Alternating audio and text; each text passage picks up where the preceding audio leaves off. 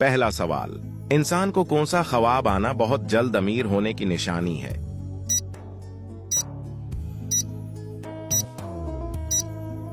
सही जवाब है रोटी खाना।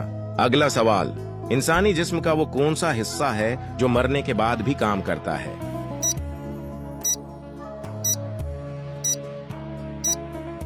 सही जवाब है दिमाग। अगला सवाल, वो कौन सा मुल्क है जहां हर साल मछलियों की बारिश होती है?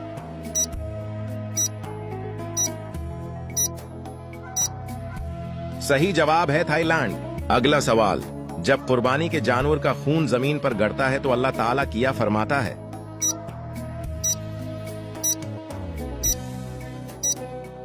सही जवाब है उस बंदे के गुनाह बख्श दो। अगला सवाल, वो कौन से सहाबी थे जिन्हें देखकर शैतान अपना रुस्ता बदल लेता था?